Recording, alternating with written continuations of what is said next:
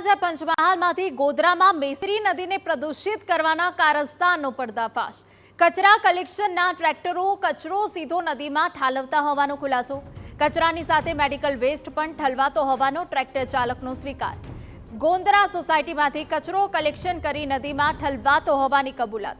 પાલિકા અને ગોધરા તાલુકા પંચાયતી કચરા કલેક્શન એજન્સી સામે આક્ષેપ। છેલ્લા 15 દિવસથી કચરો નદીમાં ઠલવાતો હોવાનો દાવો।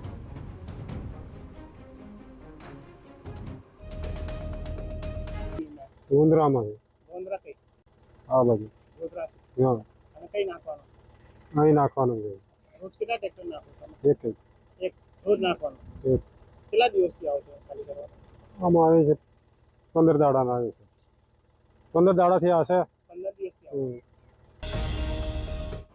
નદીને પ્રદૂષિત કરવા મામલે તાત્કાલિક તપાસ આદેશ અપાયા। તાલુકા વિકાસ અધિકારીએ ખાતરી આપી એજન્સી દ્વારા કૃત્ય કરાયું હશે તો કડક કાર્યવાહી કરાશે। હાલ સમગ્ર મામલે તપાસ ચાલી રહી છે।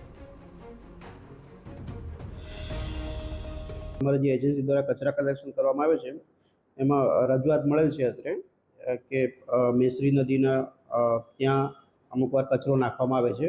એ બાબતની જે રજૂઆત મળેલ છે એમાં હકીકત શું છે એ અમે તપાસ કરીએ જો એમાં કંઈ તથ્ય જણાશે તો અમે આગળની યોગ્ય કાર્યવાહી કરશું।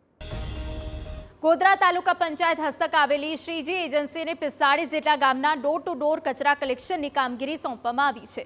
હવે જોવાનું રહે કે શું એજન્સીએ જ તમામ કચરો નદીમાં ઠાલવવાની સૂચના આપી હતી।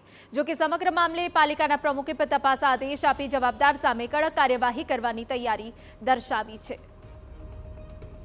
મેસરી નદીના તટ પાસે ધન કચરાનું ટ્રેક્ટર કચરો ખાલી કરી રહ્યું છે તો એ તપાસમાં જો નગરપાલિકાની એજન્સી દ્વારા એ કચરો જો ઠાલવવામાં આવ્યો છે તો એ એજન્સીને નગરપાલિકા દ્વારા કડકમાં કડક કાર્યવાહી કરવામાં આવશે અને દંડની બી કાર્યવાહી કરવામાં આવશે અને જે બી સરકારના કાયદા મુજબ જે પણ પગલાં ભરવાના આવશે તે એજન્સી પર પગલાં ભરવામાં આવશે। એની આપણે નગરપાલિકા પ્રમુખ તરીકે હું ખાતરી આપું છું।